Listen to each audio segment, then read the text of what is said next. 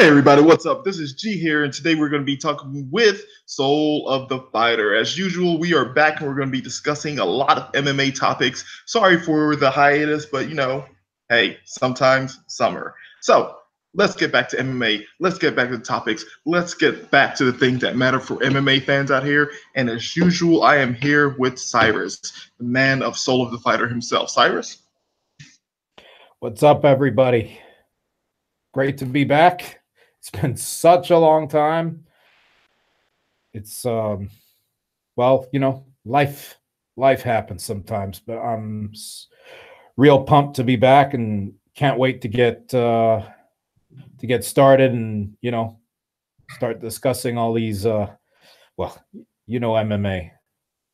1 minute is an eternity in MMA, so there's so much to talk about. We're gonna try and cover as many things. I mean, it's impossible. It's nigh on impossible to talk about everything, but we'll talk about the most important things. And those important things seem to be UFC 228 at the top of the list here. I mean, it's coming up soon, and it's supposed to be a pretty amazing fight. But to some, it just doesn't feel like it. It doesn't feel like one of those like blowout blockbuster pay-per-views for some reason. And why do you think that is, Cyrus? Well, personally, they fucked it up, man. Like, for whether you agree with it or not, for better or for worse, Tyron Woodley is he's box office poison. Again, whether you agree with it or not. But the problem is, like, right now, he's not popular. People don't care. People, well, look, I can tell you what I think of him personally, but the thing is, he's, because of his last performances, because of the way he puts himself out there, because, okay, yeah, some people are assholes, but personally, he just gets on my nerves. And, like, I can't wait for him to get beaten for someone with more of a personality and someone who's not going to do what he does. This is not anything personal. Well, I guess it is kind of personal, but the thing is, what I'm trying to get at is the UFC, not Darren Till, not Tyron Woodley, the UFC effed it up. They had the perfect foil for Tyron Woodley. They had Colby Chaos Covington. This guy douched it up, made himself the most hated man in America, on one side of America. He did everything.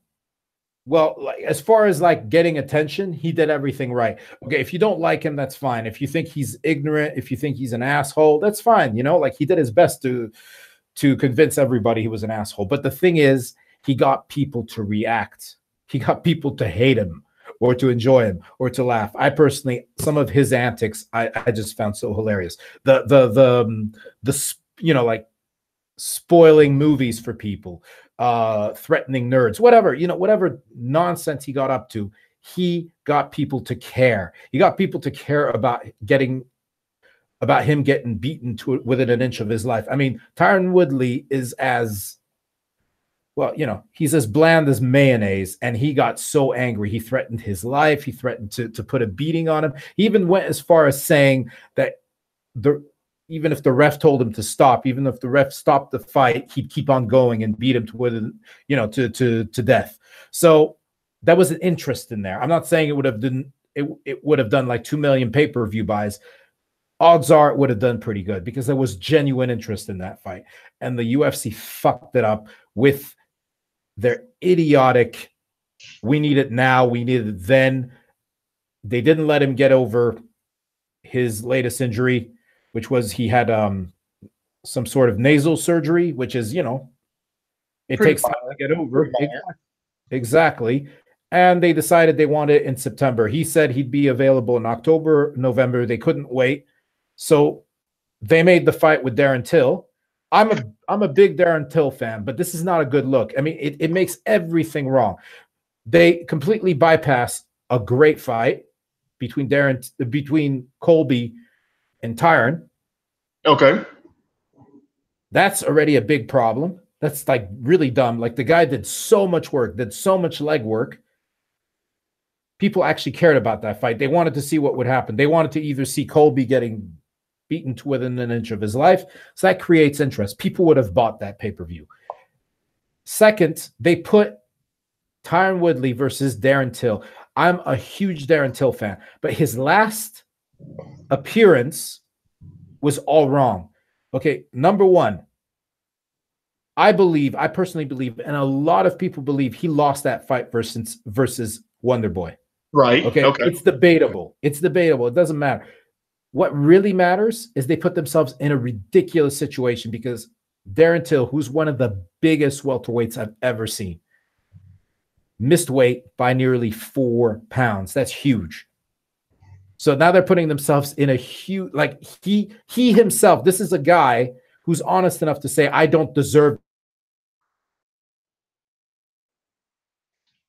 And I agree. I really the up, no fight. Yeah.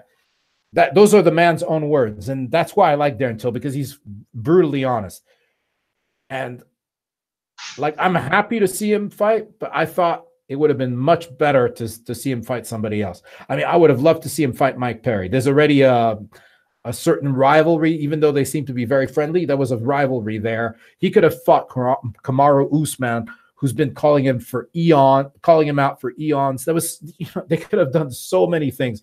I mean, it would have, honestly, there were so many different permutations or different matchups they could have done. It was harder to mess this up than get it right. All right. So because go ahead. Who do you believe should be fighting for this title? Should it be the interim championship holder, Colby Covington, or should it be Darren Till based on his own body of work? Well, I don't know. Like, interim kind of says you're next, right? I mean, in boxing, if you got the interim, you're next. Until recently, interim meant the champ can't fight. So we're giving you this interim title. You're champion till the champion comes back, and then you get the chance. You draw first blood the minute the champ comes back. Like what happened with Carlos Condit and GSP. GSP was out for more than a year with I believe it was a torn ACL. Mm-hmm. They made that was the most legitimate interim title I've ever seen. It was one of the greatest fights too. Condit Diaz, an instant classic. Right. Condit came out the winner. Even that was like a lot of people debated that. But I mean, in the end, we got the best of both worlds because both guys fought GSP. But what I'm saying is, interim. So for me, there is no question about it. Colby won it. He didn't even talk his way through it. He talked his way into being a possible draw and to being so interesting that you had to pay attention to him. But he also fought his way there. This wasn't some McLeprechaun shit. He talked his way all the way through, but he also earned it because he beat some top guys. He beat Damian Maia. He beat RDA. Everybody and their mothers were telling us how RDA was going to be the next welterweight champion. Right. And Colby put a clinic on him. He won every single round. As far as I'm concerned,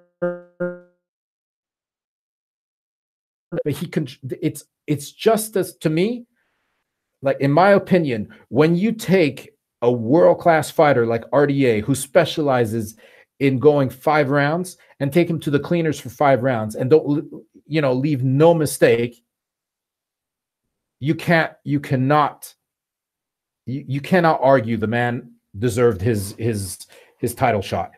He didn't, no one could argue. I mean, this guy, he did the same thing with Damian Maia in Brazil. Damian Maia is loved in Brazil. And he went to Brazil, and Brazilian judges gave him a unanimous decision, not a split, a unanimous decision. That tells you something. Those are 2 guys, and he's been on a really good run. He's been on an excellent run. So, like, every one of his fights, I think they've all been decisions, but a lot of people don't like decisions. A lot of people find decisions boring. Fair enough. That's your opinion. You're free to it. But one thing I say about decisions is when they are unanimous and they are deserved, you leave no debate. As far as I'm concerned, when you take someone to the cleaners for 3 rounds, or even better, 5 rounds, pardon me, you cannot. There's nothing to say. I know Mick Leprechaun knocked Aldo out in 13 seconds. Yeah. But there's still something to say. There's something to say, because you can say Aldo fucked up. Aldo got, he let Mick Leprechaun get in his head. He let everything that was happening. Like, there's still a reason for a matchup, for a rematch. When you take someone to the cleaners for 5 straight rounds, it's very hard to make an argument for a rematch, because the guy took you to the cleaners for 5 rounds. He beat you every single round. Right. So, I mean, the only thing better than than beating someone for 5 rounds is taking someone to the cleaners for 5 rounds, winning every round, and at the end of the 5th round, taking him out by submission or knockout, which is something Mighty Mouse did. He did that to Horiguchi, a world-class fighter, Horiguchi. With 1 second left, he beat him for 5 rounds and took him out in the very last second with an armbar. Now that if memory serves me right, Frankie Edgar did the same thing to Cub Swanson in 2014.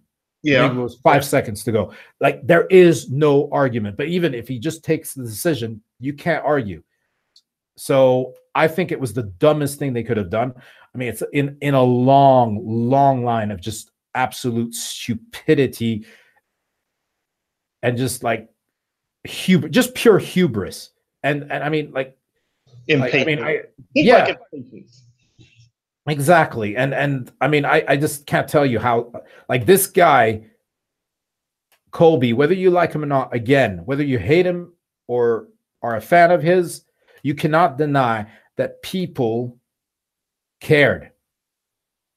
They either cared to watch him because they enjoyed his shtick or his nonsense. I'm one of those. I really enjoyed it. Or you cared because you wanted to see him ground to a pulp, beaten to a pulp. So, like, they had a gold mine there. They had a potential gold mine, and they just threw it away. And they took his interim title. And they hurt themselves as well. They proved what other people, what the media and certain fans have been saying.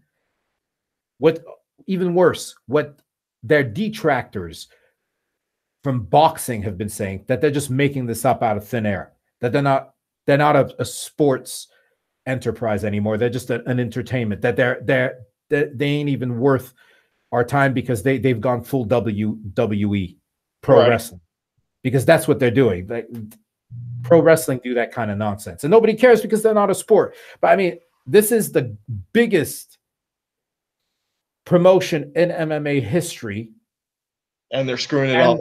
And they're screwing it all up. And they're screwing it up when it's not even difficult not to screw it up, where it's actually difficult to screw it up.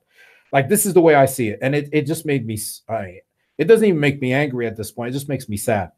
Like, they took him to the White House. They did all this, and for nothing, because you don't know what's going to happen. Like, let's say, I don't even want to jinx it, but I mean, anything could happen now. You might never see that matchup. You might never see that Colby versus Tyron matchup, because there's a very good chance, if the biggest if in this, I mean, as far as I'm concerned, the biggest if in the matchup between Till and Woodley is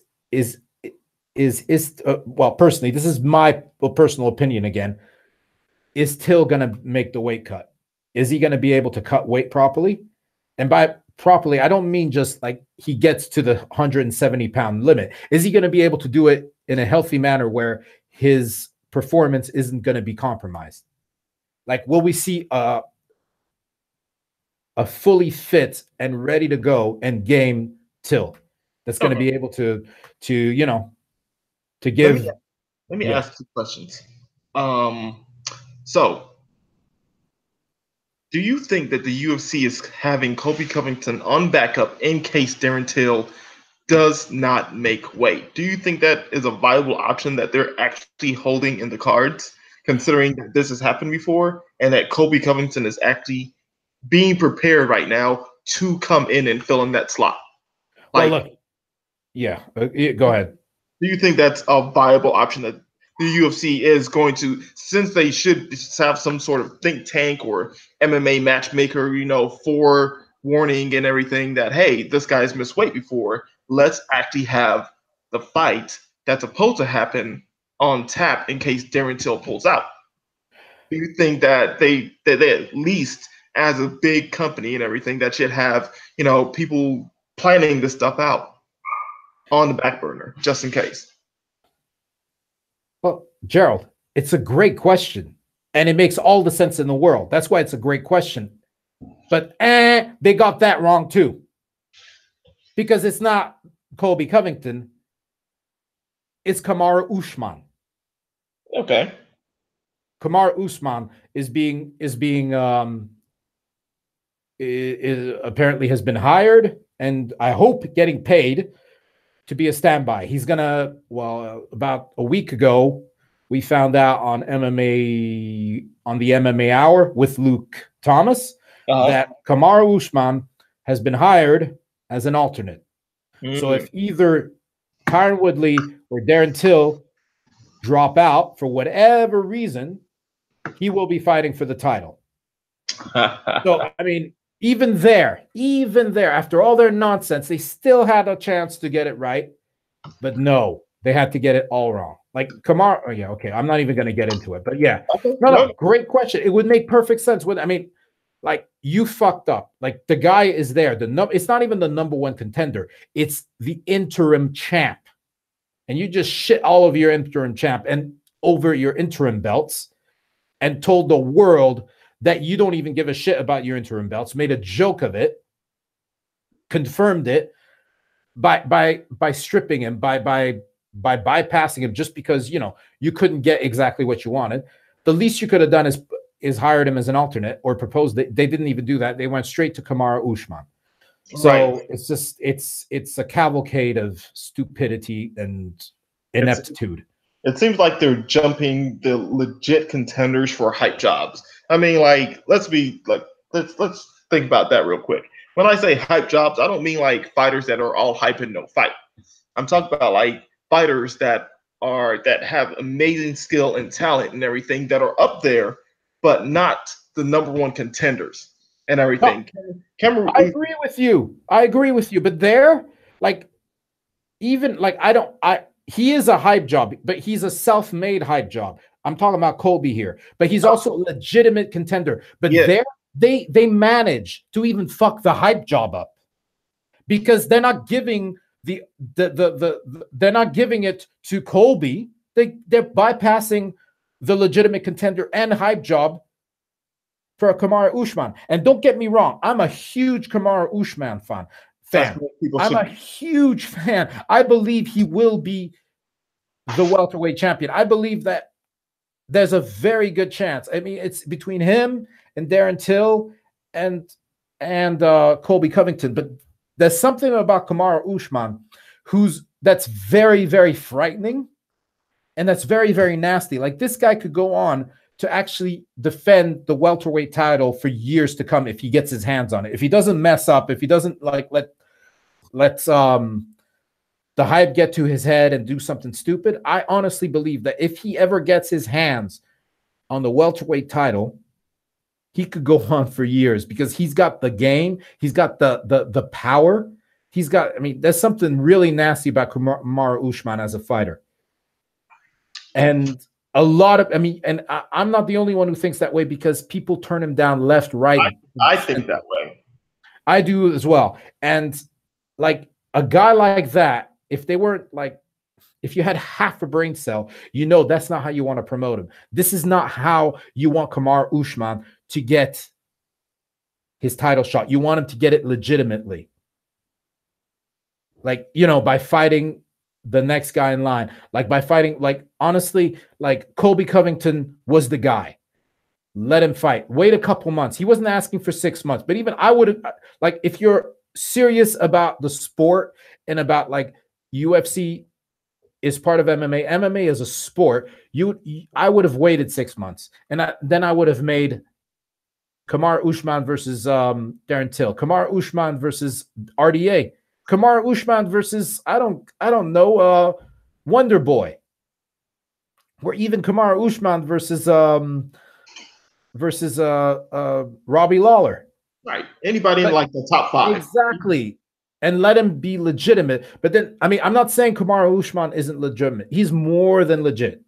But what I'm saying is, it's just like one thing after the other, and it just looks so bad. It's a bad look all around. It's really bad. I mean, it's just one thing, you know. And it's almost like Colby had to pay for all their mistakes up to here. I think they're getting antsy. I honestly believe a big part of it as well is because they've made so many bad decisions. They're now panicking, and they honestly believe that every pay-per-view has to be headlined by a title fight. And that's bullshit, because there were some of the greatest pay-per-views had no title fights. There have been amazing pay-per-views with 0 titles, and they were just fine. So, you know, and anyways, if they were so desperate for a title shot, that there's a female featherweight who was raring to go, who's pissed off, by the name, I mean, I don't know if you guys know her. She's a very little known fighter by the name of Christian Cyborg Justino. No, I don't think we know her. Yeah, and she has been begging for a fight for the last, I don't know, 6 months. Yep. And there, you know, like, I don't know. I mean, there's a part of me I don't even want to find out, because it will just piss me off even more. But she's been raring to go. She's been begging for a fight ever since she found out that the super fight wasn't going to be ready for this summer. She asked for anybody else, and they just didn't give it to her. They could have paid a bantamweight. They could have found a featherweight. They could have even paid World Series, PFA now, the Professional Fighters League, PFL, and gotten a super fight with Kayla Harrison. I'm just saying, like, if you really want something, you know, the UFC can do it. They've got the money, they've got the will, they've got the willpower. You could, I mean, who wouldn't have wanted to watch Christian Cyborg Justino versus Kayla Harrison? I mean, that's one of the few women who's actually physically bigger than Cyborg. Yeah. I mean, she fights at 155 pounds. Like, I'm saying that there was options. I'm not saying they should have made that fight, but there were plenty of options. And there's plenty of bantamweight girls who would have fought Cyborg. Yep. If you paid them right. And it's just like, you know, like, they're just doing everything wrong. I mean, I don't know what to say anymore. It's bad. Like, they are really, they're shooting themselves in both feet and both hands right now. It's just wrong all the way around. Okay, well, speaking about that and everything like that, let's ask this question. Do you think that the current route that the UFC is going, that eventually they're going to brand themselves as entertainment so much that they're going to basically fall out of favor as the premier MMA organization? The way that this is going, like, what do you think about that? Well, I honestly believe that they're under threat. They're really under threat, and I know they don't think so, and I know, like, they, you know, like, but that's how every, like, history. Those who have eyes to see, those who have ears to hear, always look at history. Look at Rome. Rome reigned supreme for 1,000 years. Even Rome fell. The day you say, "Oh, I'm too big to fail," that's the beginning of the end. The day you think, "Oh, no one can touch us," that's the beginning of the end. And the beginning of the end has been coming since 2014, when Dana famously proclaimed, "We're the Kleenex of sports. We're bigger than soccer. No one can touch us." I mean, basically, that's what he said. He said some really dumb shit that day, but, you know, I don't even want to repeat it word for word. But that's basically what he was saying. He was saying we can bury anybody. That's when, like, they got at their worst, the way they treated fighters, the way they treated the Diaz brothers, the way they you know, that was the year That was also the year he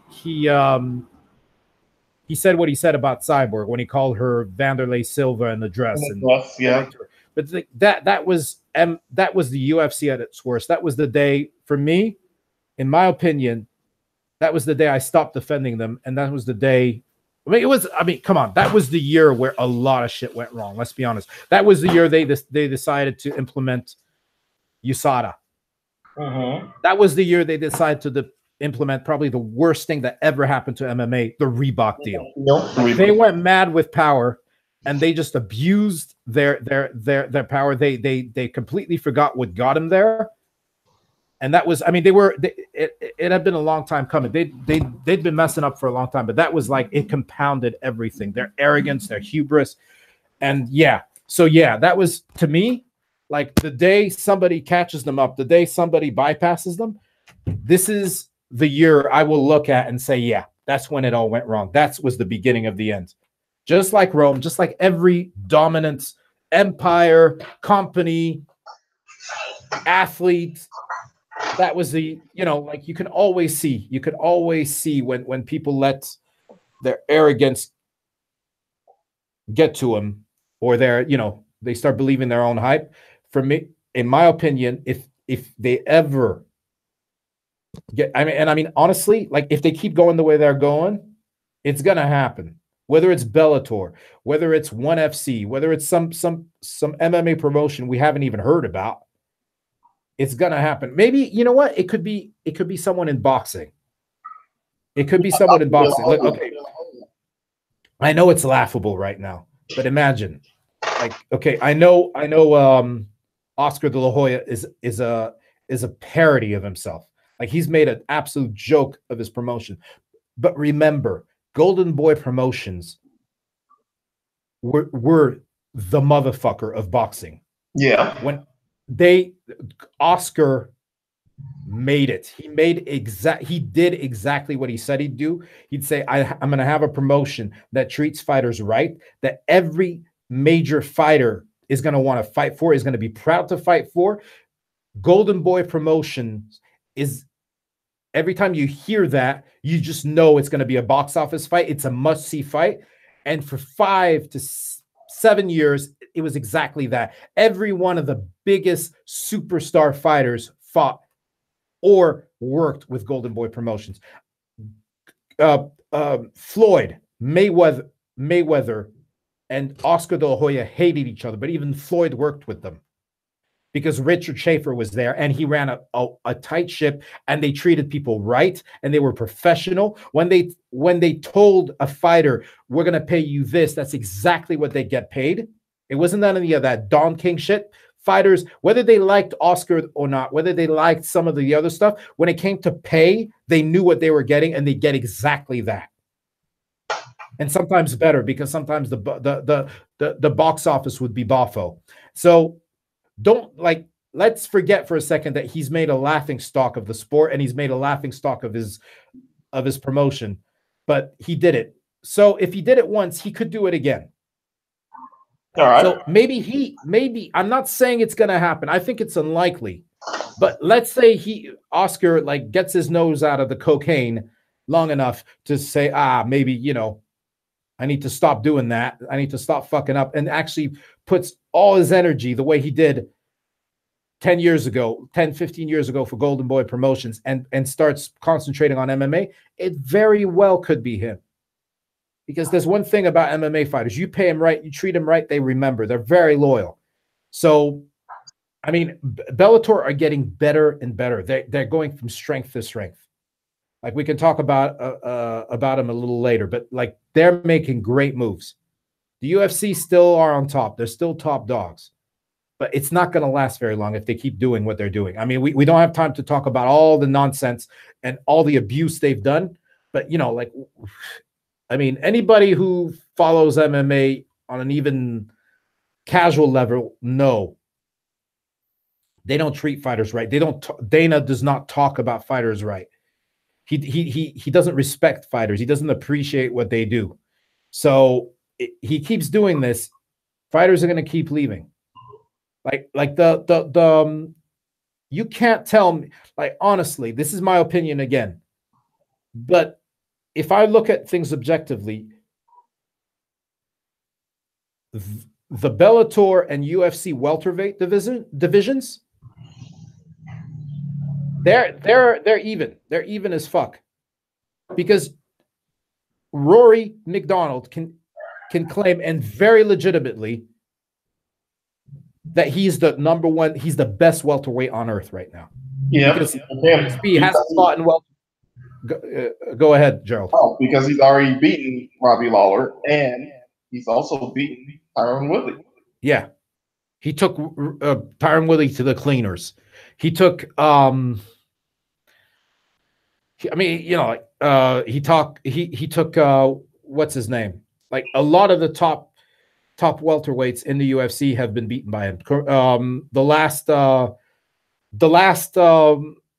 welterweight title challenger, Damian Maia, was taken to the cleaners by Rory. He's beaten plenty. And even like, you know, the guy that Dana likes to say, you know, should be fighting at heavyweight, Nate Diaz, he got taken to the cleaners by Rory as well. So Rory could easily claim to be the number one, and it's very hard to argue with him.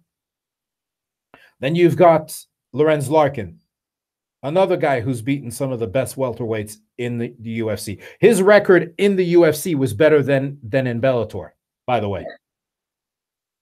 Which strengthens Bellator's argument that they have the best welterweight division in the world. Because he did much better in the UFC in the last 5 years than he did at Bellator. He's lost twice in Bellator. His first and his second fight. Both first fights at Bellator he lost, whether he was on an incredible run.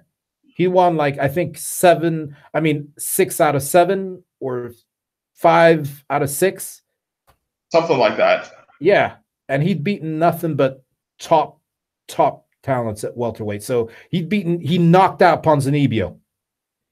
He beats Gamebred, Masvidal. I mean, the list goes on and on. So, and I mean, I could go down the list. I'm, you know, like there's Koreshkov, who'd give anybody a tough time.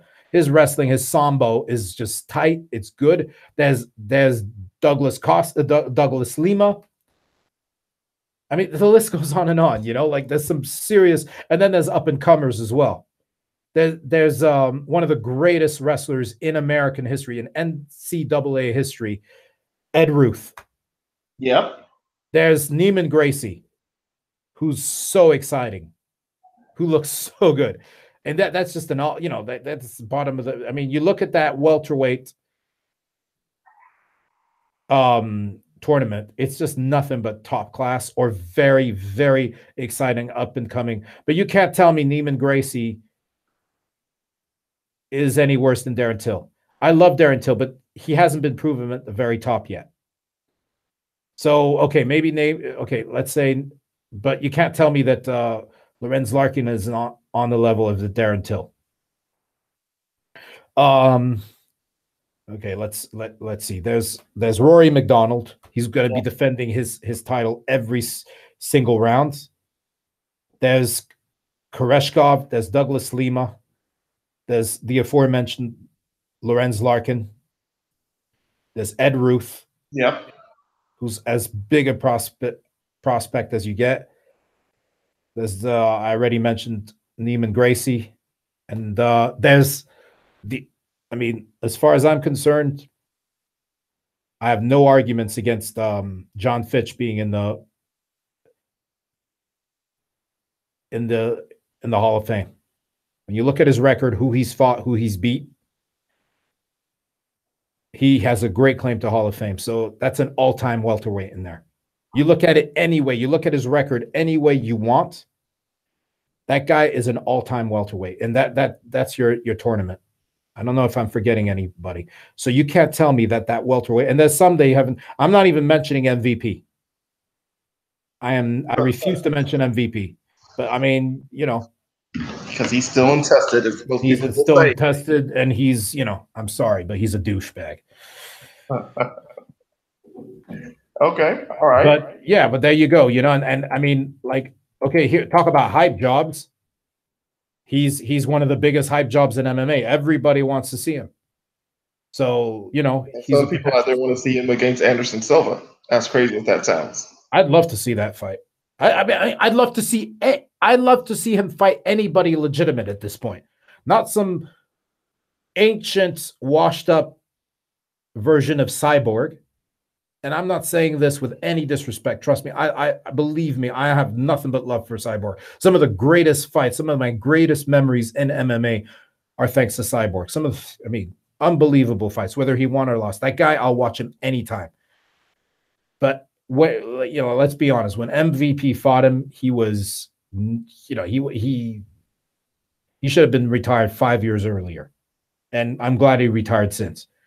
He hasn't fought anybody, and in fact, the only time he fought someone decent was an overweight Fernando Gonzalez, who should have never fought at welterweight because he'd kill himself to make it, and who's now fighting at his right at the weight he should be, middleweight or catch weight of 180. Yep. And even that fight, Fernando Gonzalez beat that little whatever, but they gave it to him. So whatever, you know, but that's what I'm saying. But you know what? I'd pay to watch him fight anybody decent, not some blown up lightweight. I mean, I'm sorry, David Rickles could fight at featherweight. David Rickles is smaller than McGregor. He's a very small guy, and I don't know what he was doing there. I love the caveman. Again, I'm not disrespecting the caveman, but let's tell the truth. He's smaller than half the half the featherweights in the UFC. Think about it. Max Holloway is way bigger than him. Freaking David Rickles is 5'8", and that's like, I'm stretching it. I bet you he's closer to 5'7" than 5'8". He's very slim too. And this guy is a badass because he's been fighting most of his career at lightweight, but he was undersized at lightweight. And I love that dude. But for him to fight at welterweight and then to get matched up against MVP should be ashamed of himself. And I mean, he didn't even knock him out. No, of course not. He has no shame. He can't spell shame. So whatever. I mean, I don't know. Maybe you guys haven't realized I'm not a fan of MVP, but we're gonna get to watch him. And we're gonna get to watch him against actual decent competition, like top class competition, which is gonna be very interesting. Like his opening bout is against the all-time legend, Daly, which I forgot to mention, Paul fucking Daly. And Daly tried to massacre him. Exactly. He's gonna put a beating on him. Like, this is a guy. I mean, we're talking. He stopped Lorenz Larkin. Lorenz Larkin fought at light heavyweight. Light heavyweight. Spent most of his career at middleweight, and he stopped Lorenz Larkin in the first round. Like, that tells you about something about Paul Tex Daly. It's like a truck.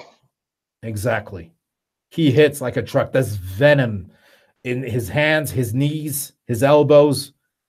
And he's got, I mean, his technique is beautiful. People forget that because of the way he was treated in the UFC, or I don't know. But people forget how he's a world-class striker.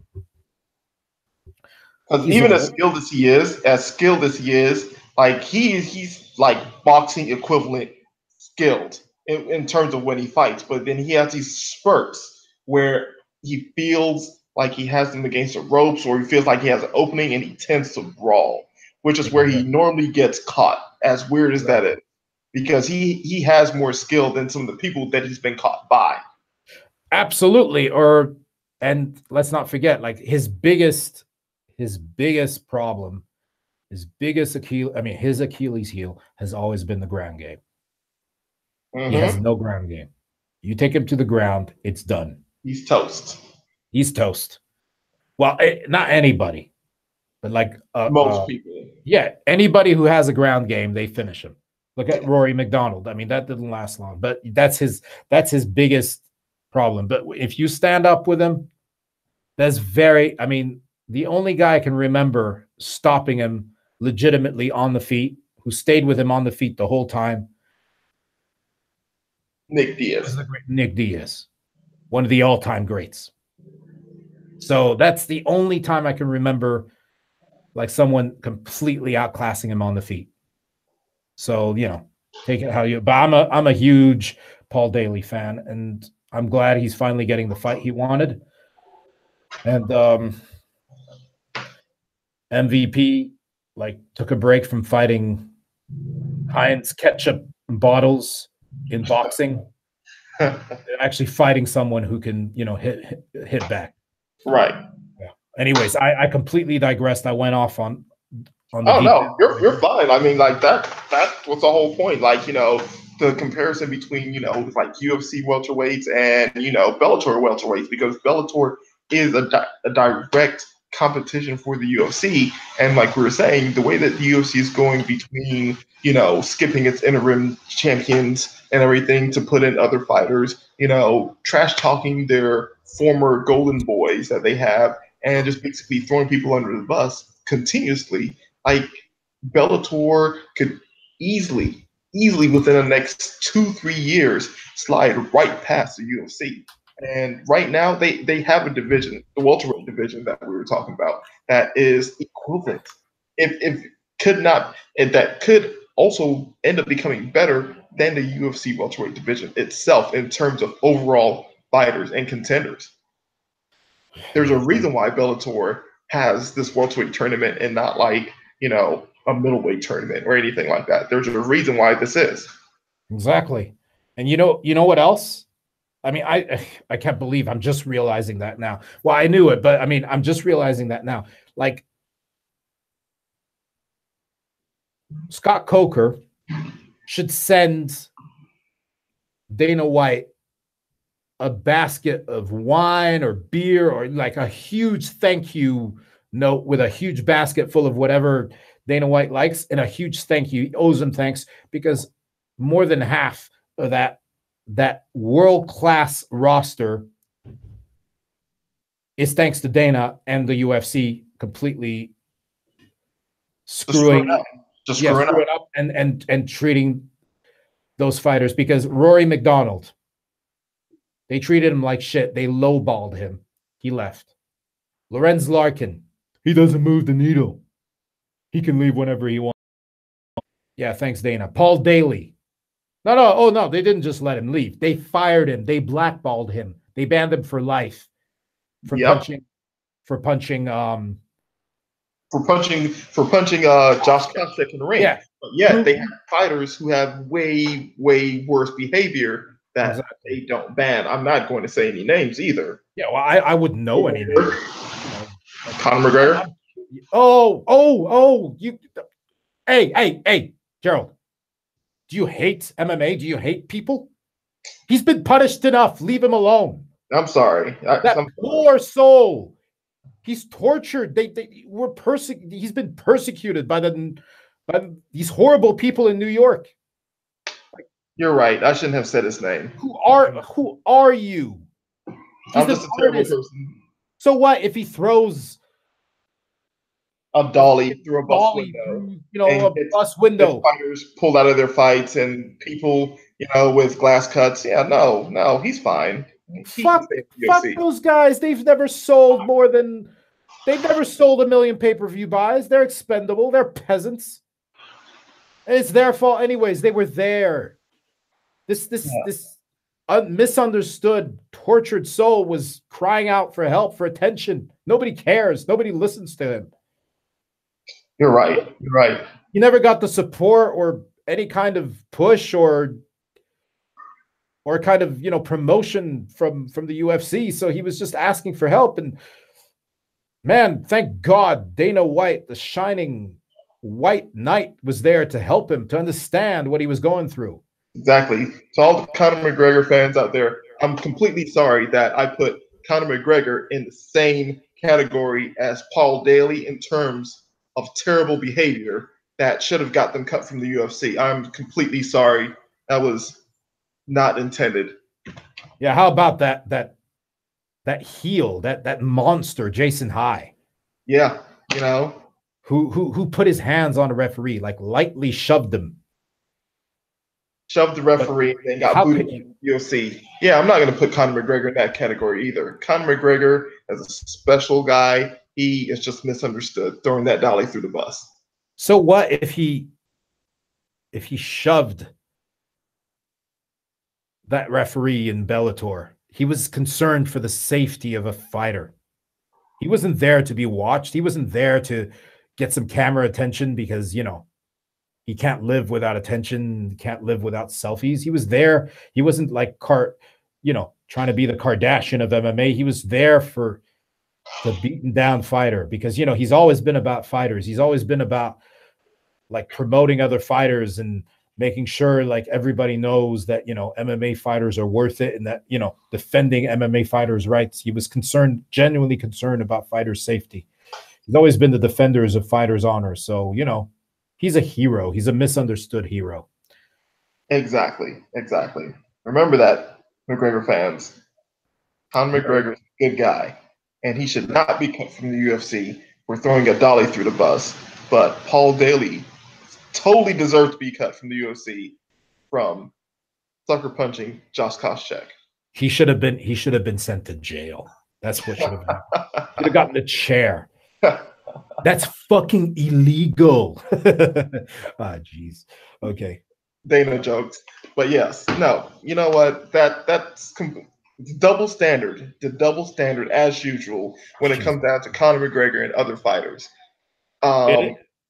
We ain't even talking double standards here anymore. We're talking about just, I don't even know, just like monkey treatment, and just unfairness to other fighters. Like, okay, understandable that Josh Koscheck was sucker punched by Paul Daly, but to ban the guy for life from the UFC, but then years later have somebody throw a dolly through a bus, injuring multiple fighters, and also getting charges brought against him that he has to go to court for to have dropped or just toned down to misdemeanor doesn't perk the airs or just makes Dana White raise an eyebrow in terms of his own behavior or own acceptance of fairness, of standards, of anything.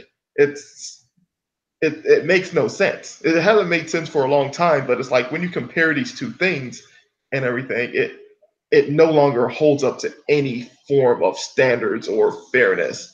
And that makes the UFC itself unbelievable as a fair company or a standard of MMA fighters because there are no standards. There is no fairness. So it just makes no sense. There's no honor. There's none. There's no honor and everything. There's no honor. There's no respect. There's no what's that word I'm looking for? There's no what's that word? You could possibly even say dignity. Exactly, dignity. There's no, like martial arts. The martial art is supposed to have all those, there's no honesty, there's no honor, there's no bravery, there's no, guts, there's no gameness to it. It's just, it's absolute, it's cowardice. It's buffoonery. I can't even find the right words right now because it just makes me so sick.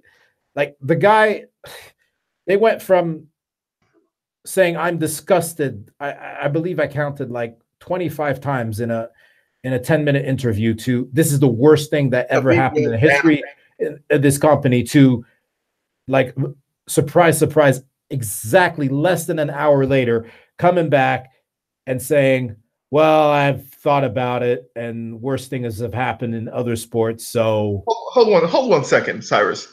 We have a concerned viewer here. And he wants our thoughts on Khabib versus Conor. How will it end? Here, you go ahead and you tell him how it'll end. I'll give my thoughts on that afterwards. Just do some fan service here for a second. Okay. Well, look, disclaimer. I'm a huge Khabib fan. I ain't Mick Leprechaun's biggest fan, but look, my predictions are always, I do my best to keep my personal feelings out. My personal feelings towards whichever fighter out. I've always said Khabib. is the worst possible matchup for McLeprechaun. Like McLeprechaun is the size and weight of a lightweight. This is his division, but there was a reason he came into the UFC fighting at featherweight, because he can't handle lightweight, real lightweights. And Khabib is the worst matchup. I mean, the only one I can think has an argument for saying I'm even worse matchup for Conor than Khabib is Tony Ferguson. But I still believe Khabib is the worst matchup. I believe he's scared of Khabib. I really do believe he's scared of Khabib. Like Khabib is well, whatever. I will not make a prediction which round it will end, because it really is. It's up to Khabib. The only way Khabib fails to win this fight is if Khabib fucks it up. If Khabib pulls an Anderson Silva, if you see what I mean. Like if Khabib beats himself, like runs into something. I don't believe Conor can hit him hard enough to knock him out. Now, anybody can be knocked out. Anybody can be stopped. Almost anybody can be stopped if they do, like, if they pull an Anderson Silva or Jose Aldo. The very two different circumstances. Aldo just got so angry, so disrespected that he just went and he just wanted to knock him out. But remember, Khabib is a completely different size and has a completely, different weight class to Aldo. Anderson Silva was different in the sense he disrespected his opponent. He let his opponent get into his head. He let his hubris get the better of him, and he disrespected his opponent and the sport by acting a fool. But that's the only way. And I'm not even sure that McLeprechaun can end it, but that's the only way I see McLeprechaun beating him. So I can't predict. Like, if Khabib wants it to end in the first round, it will end in the first round. If he wants to beat him for 5 rounds, he will beat him for 5 rounds, unless McLeprechaun quits, which is not out of the question, because we've seen him do it. We've seen him quit before. Okay. So here's my take on it. It's like, oh, go ahead. Sorry. Oh no, I'm good. All right. Well, Adam here is saying that Khabib is going to win by submission in round 2, and honestly, that is something that I also kind of agree with. I agree with it too. Right. I'm just saying, if Khabib really wants to end it in the first round, I honestly believe he can. Like, if he really wants to, if he's willing to take risks, if he just wants to just like run through him, Khabib of all people can. And it's not just like Conor has no ground game. Like, he's improved it, but there's nothing he can do. He can train with Dylan Dennis, who's a legitimately, I mean, as much of a douchebag and an idiot and a peacock as he is a genuine genius in Brazilian Jiu-Jitsu. Yeah. He isn't the guy is an absolute, he's a prodigy for his age and everything. He is, but there's no way he could train with him every day, which he probably did. I'm not sure if he did, but even that wouldn't help him. Like, this is Khabib we're talking about. He could train with Jordan Boros, one of the greatest wrestlers in history, every day of his life, and he still wouldn't even be 5% of the submission grappler wrestler that Khabib is. Sambo is is crazy in the sense that it's wrestling, it's judo, it's submission wrestling, it's grappling, and it's boxing all mixed into one. That means that your transitions, you go from one to the other seamlessly, and Khabib has always done it. His boxing doesn't look too good, but it's functional. Just I know people don't like it and only remember the bat. That's because he's been so good, he's been so dominant.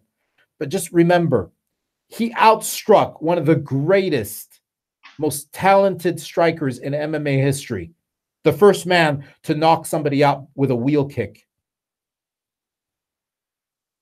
Help me out with the name, because I'm having a problem with this. You know who I'm talking about? I know. Jesus. Damn it, guys. I have a problem with names. I always what is wrong with me? The guy that I mean he just fought Kevin Lee, which was probably Kevin Lee's greatest ever performance.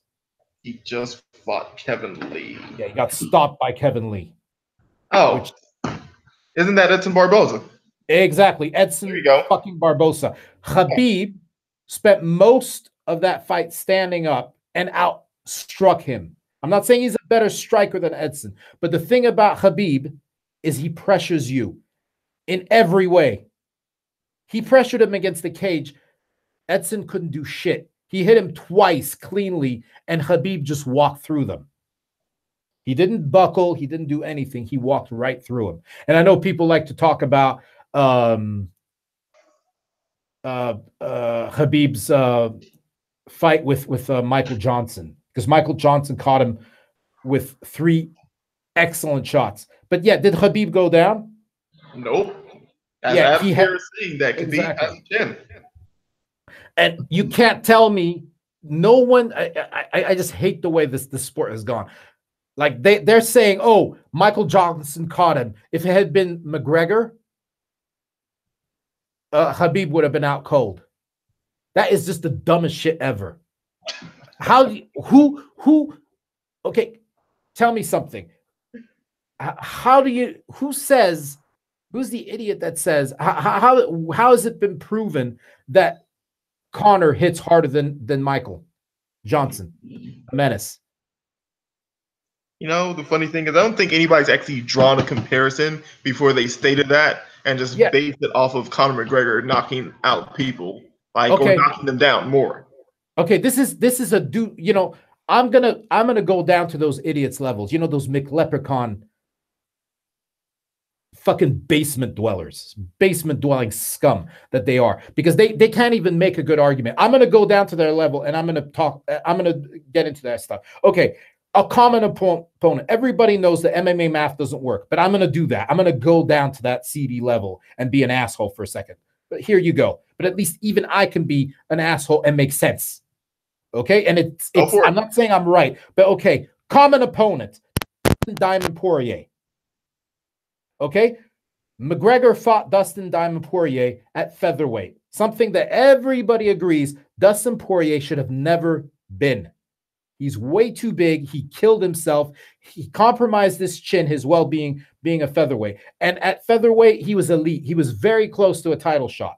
If you would have beaten McLeprechaun in that night at UFC 178, he would have probably been next in line for a title shot or very close. Okay? McLeprechaun beat him.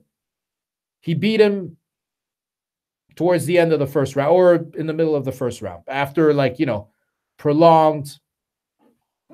Like he dropped him, but he wasn't out. It was a TKO, technical knockout. He was conscious. He was complaining. He was saying the stoppage was early. He was conscious enough, clear-headed enough to complain about hits to the back of the head. Okay? So he wasn't out cold. Okay. This is the same fighter. After that fight, he took a break, went up to lightweight, where he tore through every opponent, knocking people clean out until I think he had a 5 or 6 fight win streak until he was matched up with Michael Johnson, who just lost a unanimous decision to Nate Diaz. Michael Johnson knocked him out in less than 50 seconds. Cold. He was out cold. He wasn't moving. He was out. Done. With 1 punch. So if you want to do that shit, like, oh yeah, Conor. Yeah. If you want to play that game, then Michael Johnson hits way harder than Conor. His boxing is way tighter than Conor's. His cardio is way better than Conor's. Michael Johnson knocked out the biggest lightweight ever in the history of MMA. Gleason Tebow. Gleason Tebow should have fought a middleweight. He was a monster. He knocked him out cold, just like, So there you go. So I'm not even saying, but if you want to play that game, if you want to go down in that level of that MMA math, we go, play that douchey, not, that cockamamie, retarded argument that, Michael Johnson almost buckled Khabib, but he got submitted, I believe, in the second round. It was horrible to watch. But yeah, he caught him with 3 of his best shots, and Khabib just walked right through. He kind of, gave him pause for a second. It was like, oh, that didn't feel good. Let me take him down. But how can you watch that fight after seeing what Khabib did? I mean, put such an unholy beating on Michael Johnson that he actually apologized to Michael Johnson, begged the referee to stop it because he was going to break his arm, and say that McLeprechaun would have knocked him out cold. Like, how do you get that? How? He knocked out the McLeprechaun fights in a row, over and over, every day. Exactly. For a year. And being just being a special kind of stupid. Being a special kind of stupid. And that includes, okay, you know what? And I know a lot of people say, look, I'm not talking about all the specialists, the people I respect, like Zahabi, Firas Zahabi, Brendan Schaub. But come on, let's say at this point, Brendan Schaub has gone full touch button in the park. When it comes to McLeprechaun, he's, you can't listen to him. You shouldn't listen to him. You should listen to him. I listen to him because I enjoy it, but you can't take him seriously when he talks about McLeprechaun because he's just, he's such a fan. He cannot be objective. I don't know if he can't be objective or if he's just hyping him up.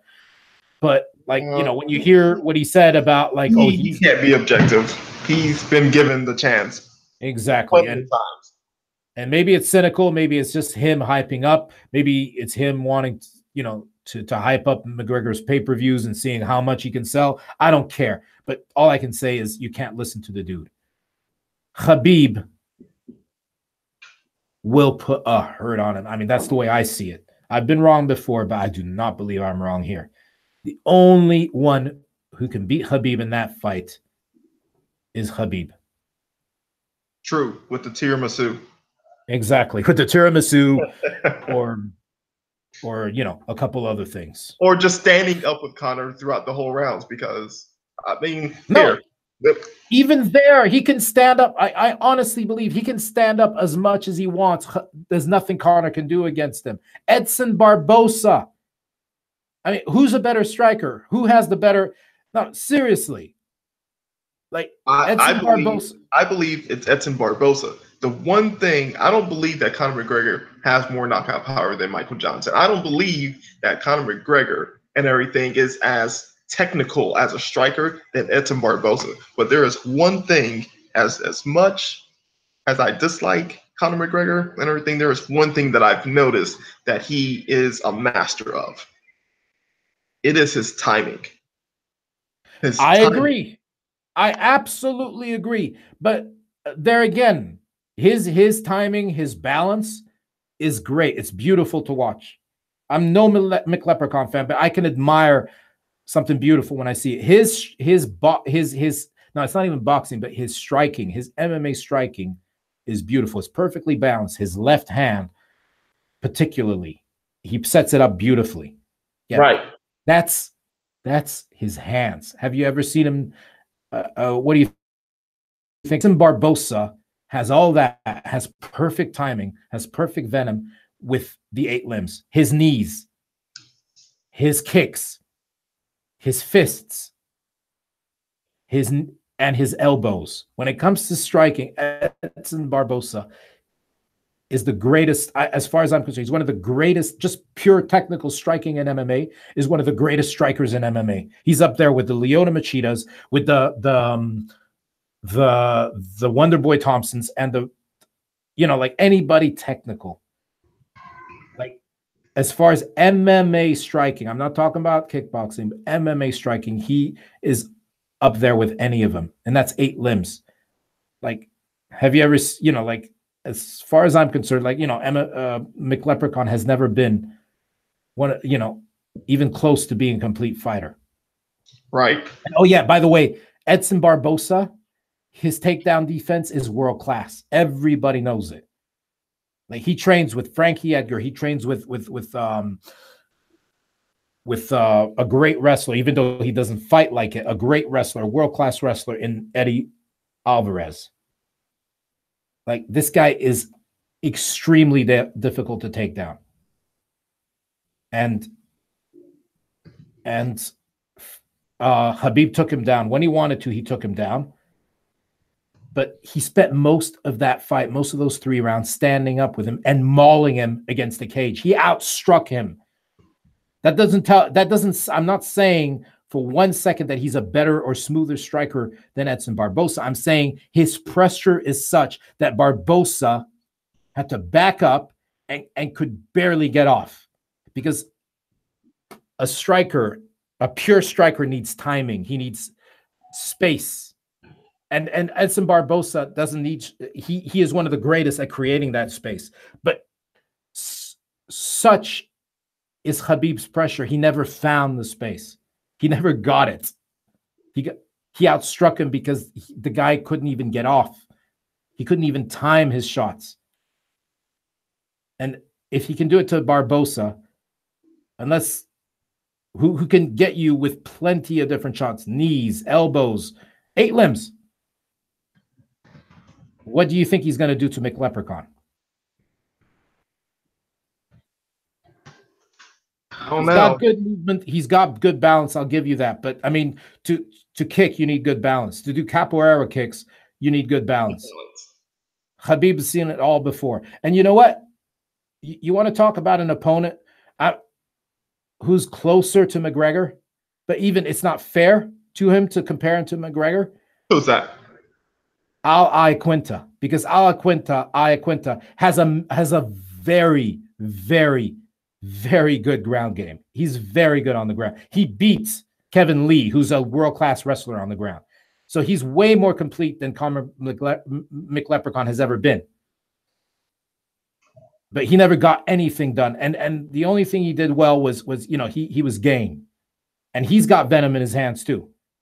Like, as far as like his stand-up, his timing and his hands are quite similar to McLeprechaun. Well, he's as close as far as like his hand striking. Okay. His MMA boxing. There you go. His MMA boxing. I think he's the closest to McLeprechaun as far as hands, whether it's speed, balance, and all that. In the lightweight division, he's probably the closest thing to McLeprechaun. McLeprechaun can, but the thing is, he's got cardio for days, which McLeprechaun doesn't. And he's got heart, something McLeprechaun doesn't. Well, that's my personal opinion. But the other stuff is proven. McLeprechaun doesn't have cardio. And that's not controversial. That's not even me hating. Like, I could be McLeprechaun's biggest fan, but after what we've seen, he has no cardio. After a round and a half, he starts in MMA, he starts lagging. I mean, he was basically dead in that second Diaz fight. So, I mean, I know this might be a very, very intentional plug here. So, are you saying that the McGregor fast program doesn't work? Well, I don't know. I'm just saying, because surely he has had enough time to fix just even his cardio problem, if not his wrestling problem. Because as you said, he's not going to be able to close that gap in the ground game between where he's at and Khabib level wrestling, considering where Khabib trains from and who he trains with. Like, he's not going to be able to close that gap. So you would think that he would at least fix his cardio. Something that would definitely help him in this fight. So that's in recent memory. Mm-hmm. In recent memory, there's only one fighter I've seen do that. One fighter. His name was Alexander Gustafsson. Okay. He came in hot to UFC. He was world class, awesome. Then he fell on a guy called Phil Davis. Phil Davis beat him. He went and trained with Phil Davis 2 years later, he was On his way he was to a almost title not just on his way Yeah. to a title fight. He not just held his own, almost out wrestled Jon Jones for 4 out of 5 rounds. Yep. Jon Jones couldn't land a takedown until the end of the 4th round. He took Jon Jones down twice. Jon fucking Bones Jones. That's the only guy in recent memory I can, like, he had a very, very basic ground game, got submitted, got, taken to the cleaners by a world-class wrestler, world-class submission artist in Phil Davis, went and trained with the guy, worked with Dominic Cruz with that world-class gym in San Diego, and came back. And that's the only guy. In 2 years, he was holding his own, not only holding his own, but almost out grappling, almost out wrestling Jon Jones for 4 rounds. So that's the only guy. Maybe McLeprechaun is one of those guys. I don't believe. I'll believe it when I see it. Okay. All right. Fair enough. Fair enough. That's my take on it. Like, I hope I answered the question right, but I just don't see any way. Like, I don't know. Like, I don't know what's going on for him to come back and to agree to face Khabib. He must be desperate. He must be broke, or he must be in so much, like, he must be getting screwed up. I mean, he spends money like a freaking money tank. Like, just. So I've heard.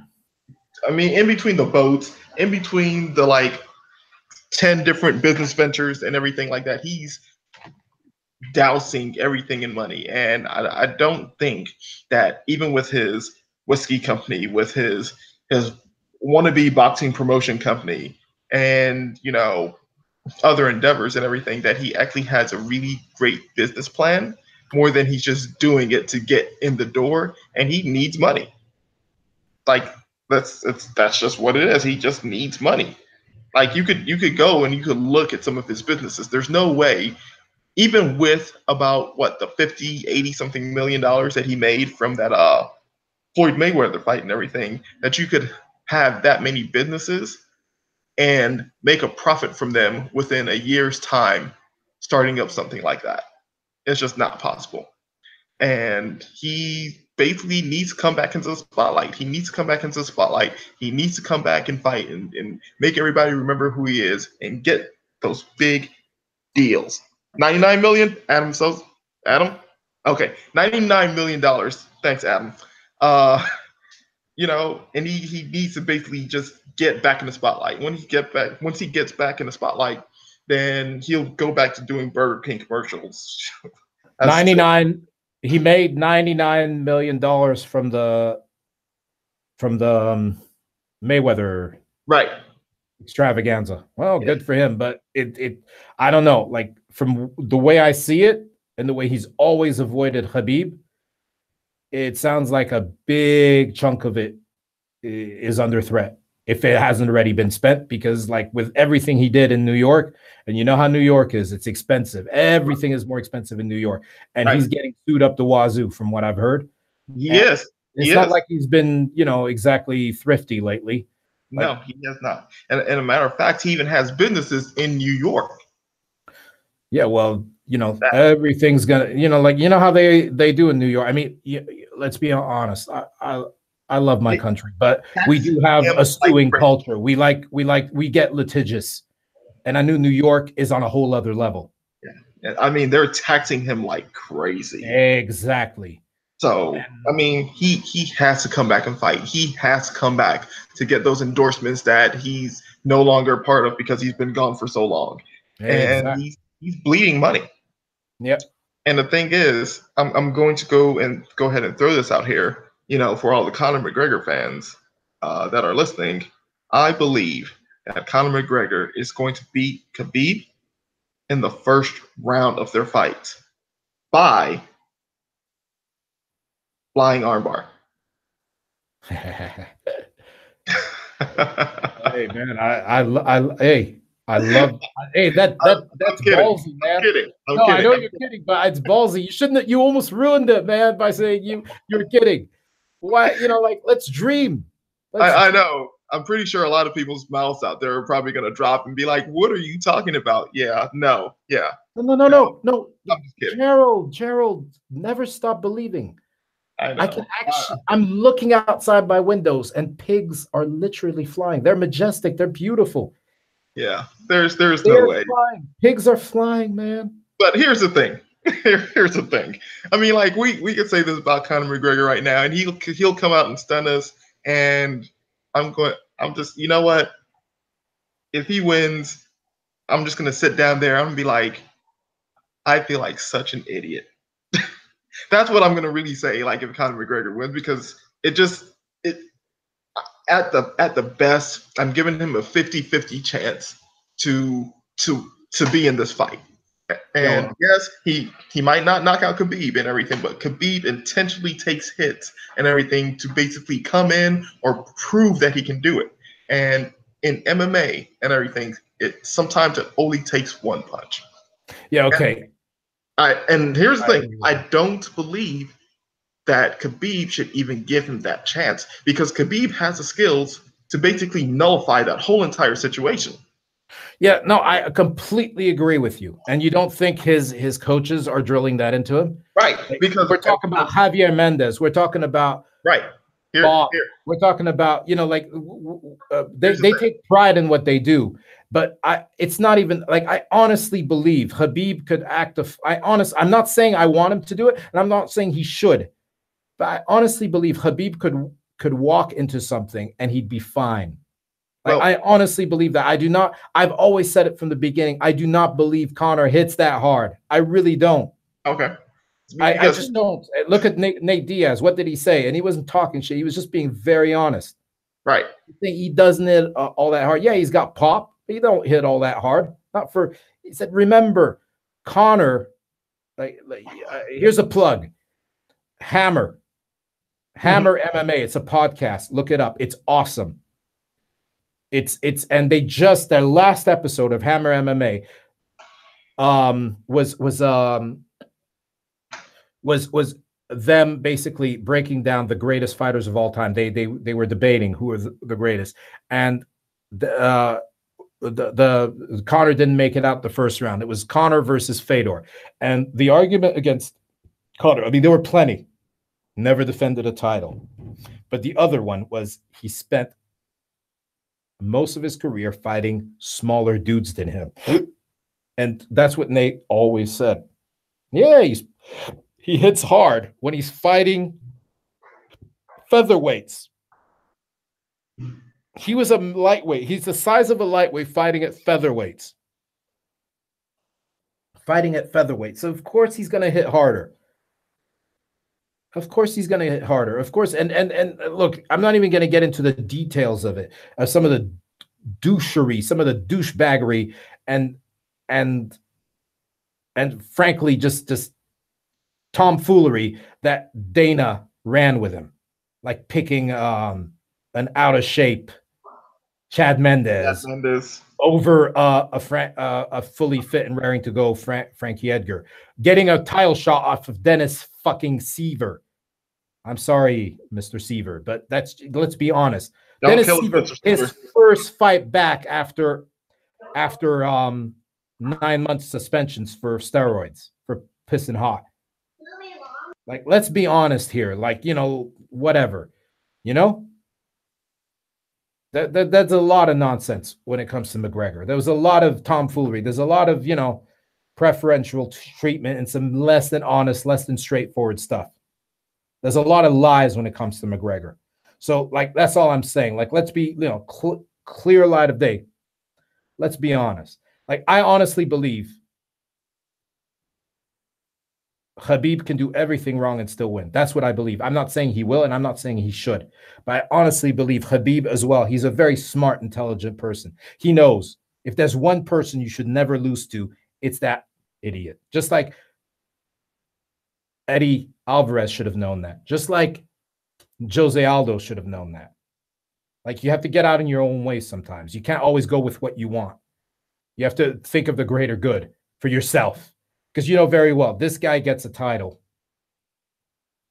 You don't know, very well something some bullshit's going to happen. It took 2 years for him not to defend, for him to get stripped of that said title. He besmirched altogether. He besmirched 2 of the most exciting weight classes for 3 years. He did it over a year with featherweight and 2 years with lightweight. So just think about that. So, and Khabib does care about legacy. He really cares about legacy. So he knows very well. I honestly believe he knows. I honestly believe he knows deep down in his heart, Conor can't do nothing to it. But he also knows he's not going to give him any chance to, because he knows that if he does and McGregor manages to survive and win an ill-gotten decision,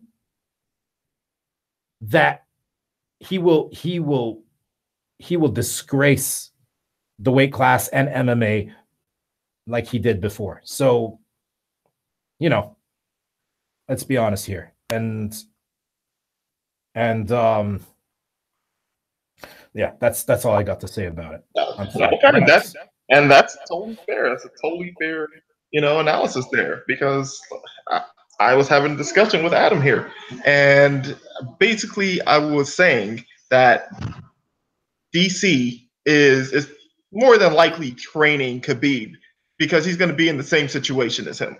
Like Stipe, power puncher, like real power puncher and everything. DC is not a power puncher. He's mostly a wrestler, with some good hands. Khabib is pretty much in that same boat. So DC taking out a real power puncher like Stipe and Khabib training with DC means that DC can train Khabib, who's no scrub, on his own and everything, to deal with the same situation as coming into somebody like Conor, who was a supposed power puncher. Like that's really what it comes down to. The trainers and the situations and experience. And the thing is, Conor McGregor hasn't had that experience of being dominated or jumped upon by a hardcore elite level wrestler. Sorry, Chad Mendes. I'm not saying that you're not an elite wrestler. You're just saying Khabib, elite level wrestler, like the way that he trains, the way that he is, the way that his background has stemmed as training, the way that he has from such an early childhood to now, that Conor McGregor is not going to be able to fill in that gap with the training between Dylan Danis or Jordan Burroughs or whoever else that he might have up there to be able to deal with that situation. DC and Khabib have on multiple occasions. And I think that's pretty much what's going to factor in there the most, that experience factor and how to tweak it better in their favor. Just remember that gym. I mean, DC is the perfect example, but you double champ. You just got the double champ, real champ. You just don't forget that in that gym, you've also got Cain Velasquez. You've got Luke Rockhold. You've got like tons of just monsters just running into each other every day. And every one of them say, like, he doesn't lose. At worst, he draws against heavyweights. So there you go. Like, that's all I've got to say. But I'm sure I've gone on and on about it, but that's how I see it. That's personally how I see it. Everybody has a chance. Khabib might break his ankle. Khabib could, break his toe like Jon Jones did, and the fight is called as a TKO. That can happen. Every dog, anything can happen when you step into that cage. But if everything, outside of crazy, freakish shit happening, it's all Khabib. That's how I see it.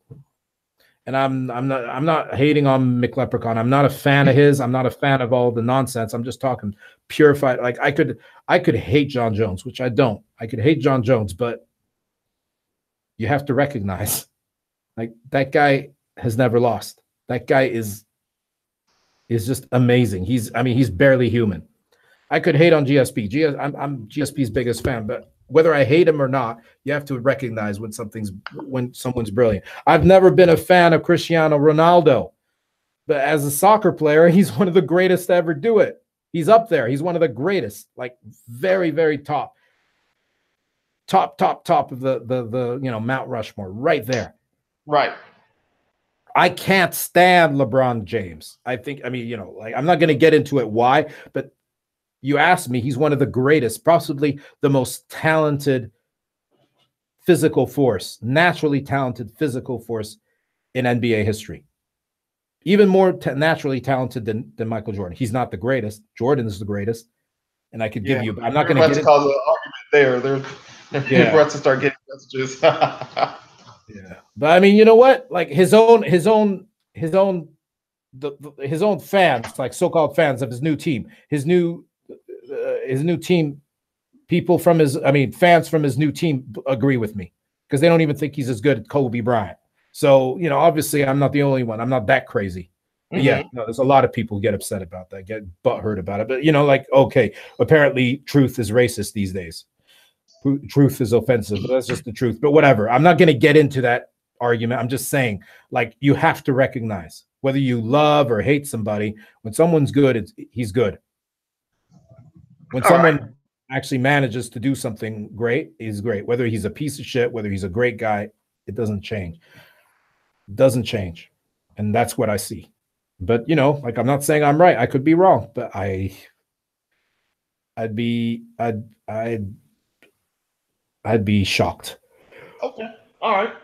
So, I mean, let's get into one more topic here. Yes, this is gonna suck. This is gonna be cringy for a lot of MMA viewers out there and everything. But even with a loss more than likely coming his way, do you think that GSP would still fight Conor McGregor for the legacy fight or the money fight? Yeah. I think he would. Yes, that's the biggest. Well, I think like Dana White saying he doesn't, he doesn't want to make that fight. GSP knows I don't want to make that fight, but I think that would be the fight to make. Well, they probably try and give him a gimme fight to build him back up again. But yeah, that's the biggest. That is the truly biggest fight in MMA history as far as pay-per-view. Maybe not legacy, but pay-per-view, especially without a belt. It's not a big legacy fight, but it's a huge pay-per-view fight, and it's probably the most lucrative fight in MMA history. Right. I mean, so, yeah, I could see that happening. I see that happening either way. Like I don't know. I think I think. Well, look, I believe that Khabib will beat him. So let's say Khabib, like I believe, beats Conor. Okay.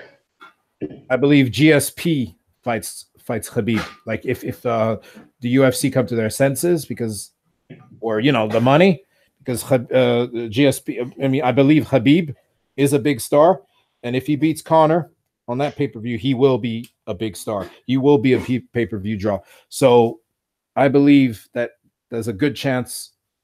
There's a chance, not a good chance, but a decent chance that because Khabib has already stated that he'd love to fight GSP. Right. And he gets the belt. I think GSP would definitely be interested. And Khabib gets the belt. He's going to be calling his shots. He's going to be very powerful. And if he pushes for that fight, he will probably get that fight. GSP, he might even ask for it to be a pay-per-view in Russia, in Moscow. And I believe he could get it. If he really wants it, he could get it. Okay. Part of that would be Tony Ferguson, which would be awesome because it's a fight we deserve. It's a fight we all want to see. But let's say he asks for GSP, he gets him, which I think he will. Then whatever happens between those two, let's say GSP beats him. Okay. And there's nothing stopping GSP calling out McLeprechaun. Because he called the shots then. Like GSP is the biggest star in MMA history.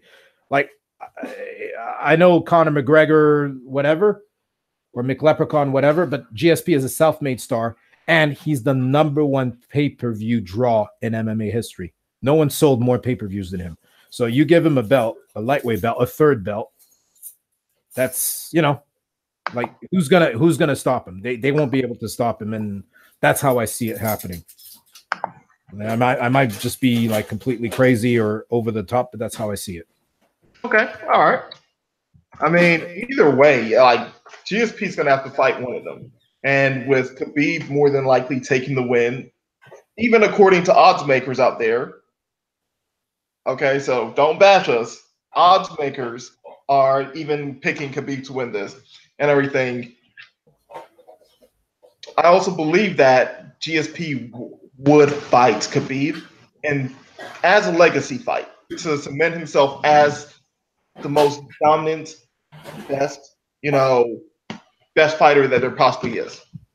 Because he will have the middleweight belt, he'll have the welterweight belt, and then he'll put the lightweight belt on his mantle as well. 3 divisions.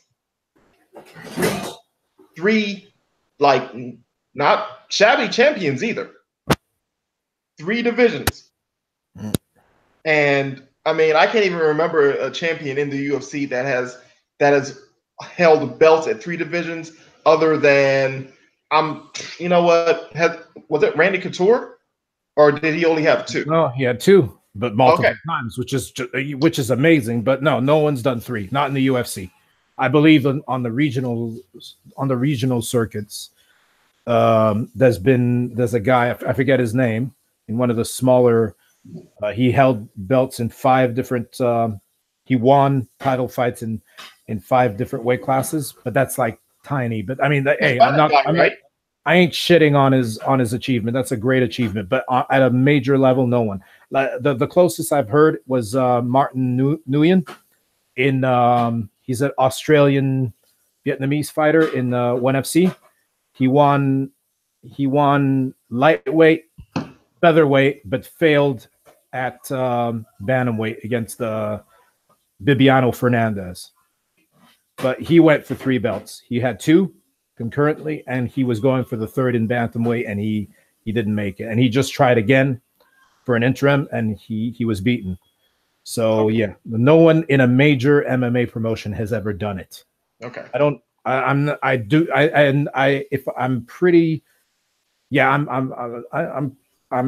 very confident in my MMA knowledge and history that no one's even fought for a 3rd belt. That's what I was thinking. Outside of ONE FC, it depends, how you see it. I believe they're a major promotion now.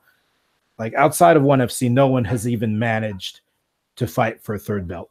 That's what most people fail. It's ESP basically coming back full circle to prove that he is basically the best or the greatest in MMA. And the thing is, as you said, no one's going to stop him. Like, no one's going to stop him from getting that championship fight. No. Period. Yeah. Whoever wins, whether it's Conor or whether it's Khabib, GSP is getting that fight. And he had that chance to cement himself in MMA history and legacy over any other greatest of all time. By far. Any of them. Even Fedor himself. It's just how it goes.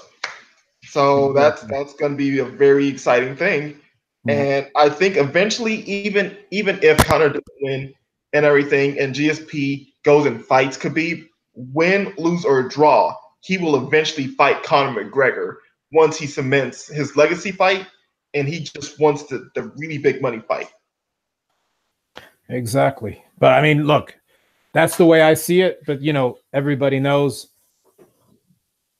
MMA, the MMA gods are vengeful, petty bastards. They hate us and they love messing with us. So, that's how I see it happening. But everybody knows anything can happen.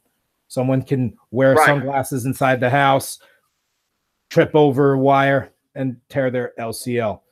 Somebody can look at tiramisu the wrong way and have complete liver failure. So, I'm realistic enough to know, things don't always work out or rarely work out the way they should. I know. And it's just one of those things that let's not tempt the MMA gods, please. Yeah, Please, let's not please, people. taunt them because they They are they will vengeful. act with impunity and ultra vengeance, and that Exactly. is not what we need for any of the upcoming fights this fall Okay. at all. Yeah. All right. All right. Well, I mean, those are, mostly the topic that we were discussing about MMA today. And I mean, we're bringing it to a close. And, it's been an exciting week and months of MMA going on. And pretty much we're going to be bringing you a lot more MMA, possibly in smaller chunks, but still, the MMA that you all want to hear about. And we're just glad to do this episode and have all the cool people that joined us today, including you, Adam. Oh, you know what? Adam wants a 1 minute thought. Okay. You know what? We could do that before we close this out. Till versus Woodley. He wants a 1 minute thought on Till versus Woodley. Okay. I don't. My 1 minute thought is, I can't predict. I will not predict because it's not a fight that should have been made because we don't know whether Till can make the weight. If Till makes the weight, but makes the weight properly, then anything can happen. I honestly believe if Till fights him properly, yeah, he could take Woodley to the cleaners. He just needs to get past that second round, and it's a 5-round fight, so he's got plenty of time. Or he can go straight for Woodley and pressure him. Look out for that overhand right. The pressure. I mean, Till is talented enough to pull a Rory. I'm not saying he's as good at Rory yet, but he can. He has the technique. He's got the skill. I know sometimes he gets a bit too cocky, but he does have the skill. He's a very skilled striker. So that's how I see a road to victory for Till. He can outlast Woodley because everybody knows Woodley has a cardio problem. He also has a mental problem. He sometimes gets into his own head.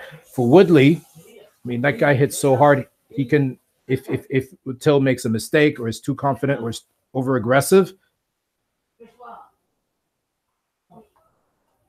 if he gets too aggressive or makes a mistake, Woodley can catch him. As far as I'm concerned, well, I've never really seen anybody really test Till's chin. So I don't know what kind of chin he has, but I'm pretty sure it's pretty good. Actually, you know what? The training video that he had of him taking shots. No, that's true. But even better yet, like I have to correct myself.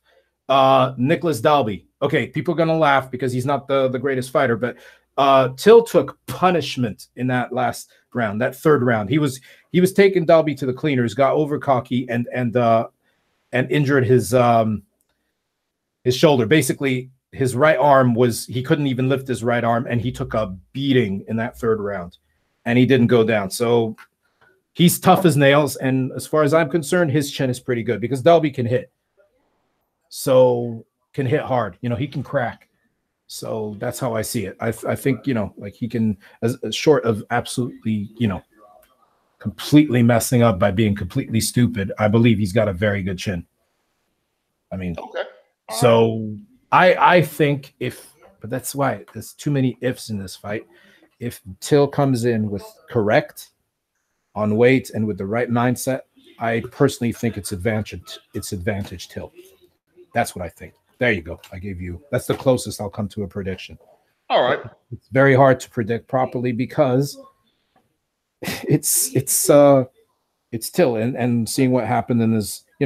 He does have a history of missing weight and missing weight badly, not by a little bit. And this is championship fight, so he has to come in at 170 or under. So we'll see. And he's one of the biggest. It's not just tall, it's big. He's huge. He's swole welterweights I've ever seen. All right. All right. I mean, I pretty much feel the same way. And I mean, as big of a fighter that he is, I just feel like he has a lot of mistakes that he can make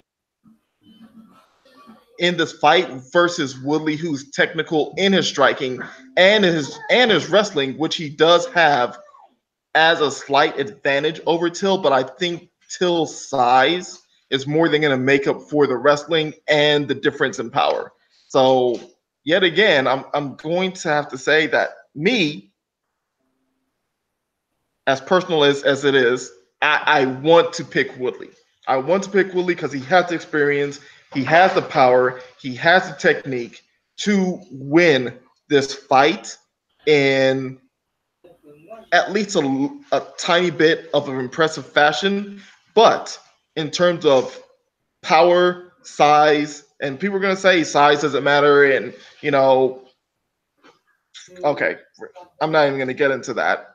Paulo Borrachina will prove you wrong every single time. Right. They're right. Course, yeah. He will prove you wrong. And I think that neutralizes a lot of Woodley's reach and power. Yep. Power in his grappling advantage. So I think it's going to be mostly a fight contested with the hands. And if Woodley does not engage, Till is going to control the octagon and control the output. And if at the least, hey, take the split from Woodley. Remember elbows. Right. He uses elbows like that boy knows how to use his elbows. They're beautiful, they're nasty, they cut. They're concussive. He knows how to use those elbows, so it's not just the hands. Those elbows are nasty. So yeah, he can do a lot of things. So if Woodley does what he's been doing the last 4 or 5 fights, like backing up onto the cage and waiting for Till to come on, he will come on. Like, that old douchebag from the old days used to say, "You want to come on? Come on." Well, that would be the biggest mistake he could make. Right. Because Till also has very takedown defense. And Till is way bigger than Woodley. And remember, Woodley's MMA wrestling, it's powerful. It's not that good. Yeah, it's better. It's more functional. It's more explosive than Johnny Hendrix's, but it's not that good. He got out-wrestled. He got out-wrestled by plenty of people. He got out-wrestled by Rory McDonald, who was never a wrestler. He's just a very good MMA wrestler. And Rory took him down at will and shut him down. His shots aren't that good. Right. Explosive. There's a difference. So yeah, that's basically about it. Yep. So hey guys, Adam, we hope you enjoyed that. Everybody, just to let you know, Adam is one of our chat users. So he's talking to us from chat, if you guys didn't know. But yes, Adam, thank you for joining us today and giving us the questions and everything. Thank you very much. From me, personally, Cyrus. Thank you, Adam. That was awesome. Feel free to join anytime. And next time, like if you'd like to take part in the show, let us know. We'll be happy to arrange it. But I really appreciated your questions. They were on point.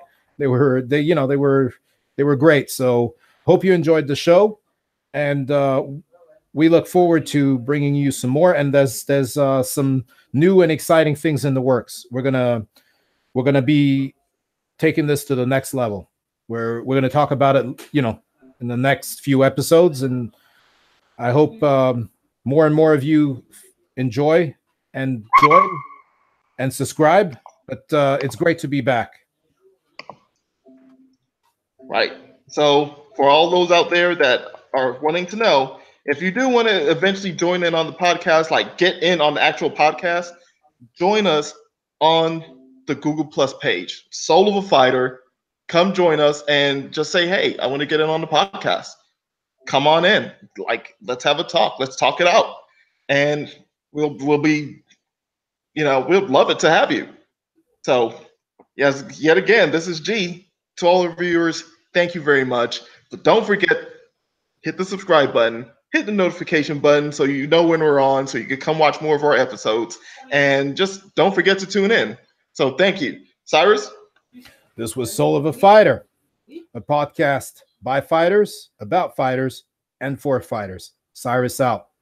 Peace. All right. Thank you, everybody. Till next time, we're out.